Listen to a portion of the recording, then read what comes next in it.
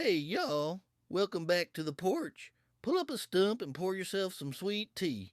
Or if you're Uncle Cletus, some radiator fluid mixed with Kool-Aid. Now, I've been looking at the comments, and I noticed a lot of folks asking me the same question. They say, Earl, how do you stay so mysterious, so elusive, and so dangerously single?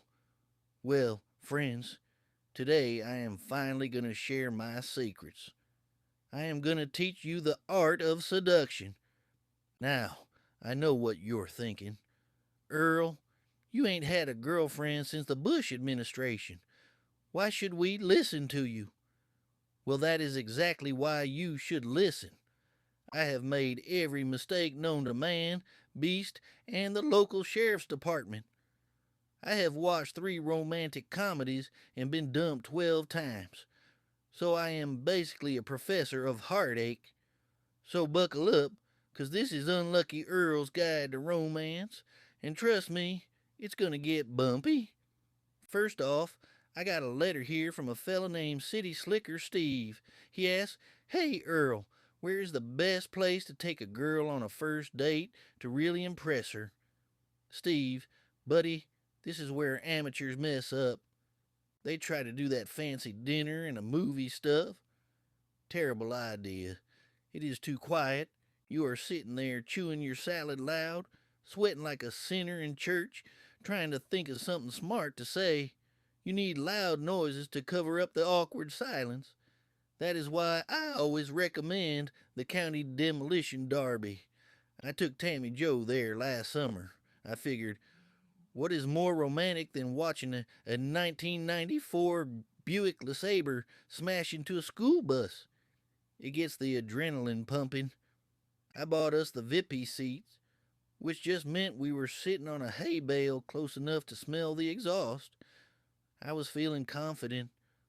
I bought us a tray of nachos with that neon orange cheese that glows in the dark. I was fixing to make my move, maybe put my arm around her. Just as I reached out, the school bus got T-boned by a tractor, and a rogue bumper flew into the stands and knocked the nachos right out of my hands. Cheese went everywhere. I mean, everywhere. Tammy Joe looked like she'd been painted by a melted traffic cone. She started screaming, saying the smell of burnt rubber reminded her of her ex-husband. I tried to hold her hand to comfort her, but I was holding a corn dog in that hand, and in the confusion, she grabbed the corn dog. She looked me dead in the eye and said, Earl, take me home before I feed you to the radiator fan. So, Steve, maybe skip the derby, or at least bring a helmet. Now, before we get to the next question, I gotta pay the bills. This episode is brought to you by Uncle Cletus's new line of cologne, Musk of the Wild. Are you lonely? Do you smell too much like soap and hygiene? Ladies don't want a man that smells like a flower. They want a man that smells like survival. Cletus makes this stuff in the bathtub using only 100% natural ingredients, including pine needles, diesel fuel, and something he found in the bottom of the raccoon trap. He calls it a pheromone booster. I wore it once to the grocery store and I didn't get a date, but I did get chased by a pack of stray dogs for 3 miles. Musk of the Wild, guaranteed to attract a mate or a bear, mostly bears. Available now behind the tool shed. All right, let's get back to the love advice. I got a question here from Lonely in Louisiana. They ask, Earl, how do I write a good bio for my dating profile? I keep getting no matches. Listen, online dating is a minefield. I tried that Tinder app for a week. The key is the photos. You gotta look adventurous, but honest. See, I made the mistake of trying to look worldly. I put in my bio that I love long walks on the beach. The problem is, we live in a landlocked county and the nearest ocean is 6 hours away.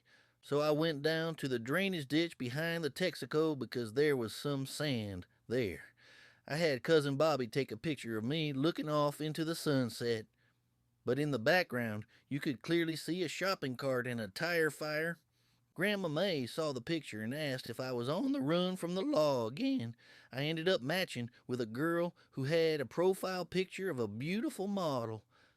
I got all excited, put on my good flannel shirt, and met her at the diner. Turns out it was my cousin Dale's ex-wife using a filter that removed her mustache. We stared at each other in silence for 5 minutes, ate our pancakes, and agreed to never speak of it again.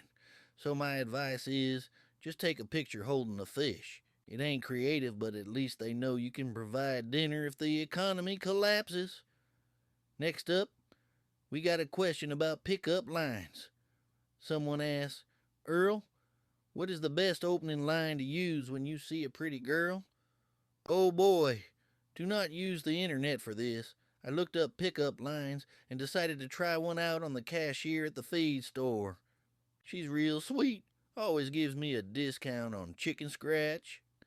I walked up to the counter, leaned on my elbow, knocked over a display of beef jerky, and said, Hey, darling, are you a beaver?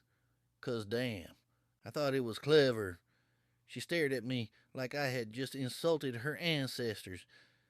Then she asked if I was calling her buck-toothed. I panicked and tried to fix it, but I just started stuttering and knocked over the jerky display again. The manager came out and asked me to leave.